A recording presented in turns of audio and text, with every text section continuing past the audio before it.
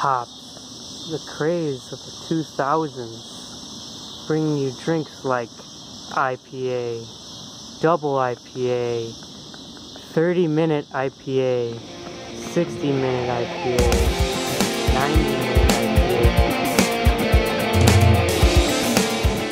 IPA. We're going to show you when to harvest your hops, how to harvest your hops, and how to also dry them so that you could use them in a beer. Last year we planted these hop rhizomes. Super easy to plant. You just put them like an inch under the dirt and they start sprouting up after like the first frost. So this is our second year that these hops have been growing.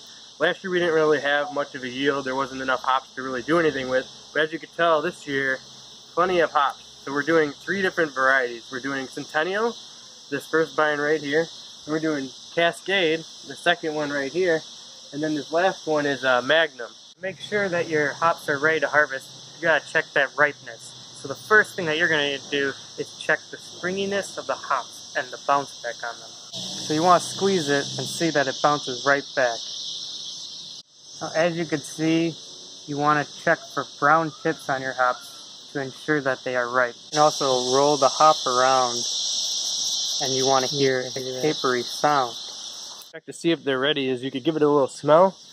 And it should smell like hoppy and a little bit grassy. If you leave them on there too long, they get a little bit of a garlic, oniony aroma. And then if you open it up and kind of look inside, you can see that yellow. That's what we're looking for. That's the hop lupulin.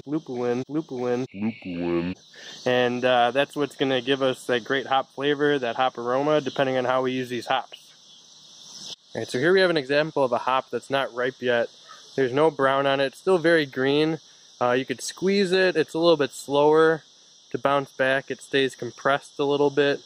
See how it's kind of flat when I squeeze it in. No real aroma. And not very much yellow in there. So this one you'd want to leave it on there a little bit longer. You don't need to harvest them all at once, but we're going to harvest all the ones that we see that have the brown tips and have that papery feel. We're going to just take this unripe hop and just put it back in till it's ripe. So obviously we know a lot of these hops are ripe and ready to harvest, so we're just going to start. You can either cut them off, or a lot of them you can see you can just pluck them off, and we're going to start filling up this bucket.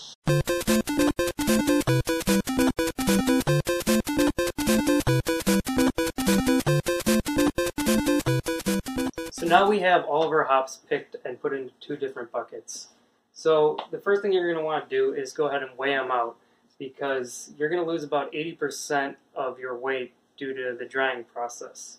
So as you can see, we have our Magnum hops here and our Centennial hops here. Alright, so we got our hops all weighed out. We recorded that because we're going to need to let these dry out for a little bit. So the drying method we're going to be using is the screen method. So we're just going to spread these hops out. We're going to try to keep them separated so we know which hops are which. You see we got the labels on the bottom. We actually combined our Cascade and our Centennials because there was just so many of them, of the Centennials, and not that many of the Cascades, so we just mixed them all up. And what you got to do here is we're drying these hops out so we could have longer storage. So you could also use the hops what they call wet, so you pretty much just pull them right off the vine and then throw them in a beer in a couple days. You could do it that way, but we're not going to brew for at least a couple of weeks, so we're going to dry them out like this. So you need an environment that's like a cool, dry environment, and we're just going to do a slow dry out of these hops, and then in a few days we're going to weigh the hops, and if we see an 80% reduction in weight, then we'll know they're ready. There's also a few different other methods for drying. One of the other methods is you could put it in a oven, and you could set the oven to a low temperature, like 120 degrees, let it sit in the oven for a few hours, and they'll dry out like that. Just a more rapid process. The issue with putting them in an oven is sometimes you could get rid of some of the aromatics and the complexities of the hops. So it's best to kind of go low and slow like we're doing here at room temperature. One of the last methods you could do is you could actually put a fan, like a box fan, right under the hops, put an air filter, kind of like sandwich the hops in between, and you kind of just blast out all that moisture from the hops, that only takes, you know, a few hours, half day to a day, and you'll dry them out the same way. This is what we're going to do, so we'll come back in a few days and we'll measure these out and see if we got that 80% weight reduction. Alright, so it's been a couple days. Our original measurements were 9.5 ounces of Cascades. After we had it dry out on the screen for a couple days, it's about 2 ounces of Cascade. So there's that 80% reduction. And we actually combined our Magnum and our Centennial because there wasn't that many Centennial hops, but that also reduced by about 80% in weight. Thanks for joining us as we showed you how to harvest and dry these hops right here. Join us in a couple weeks and we'll show you how we could use these hops in a beer.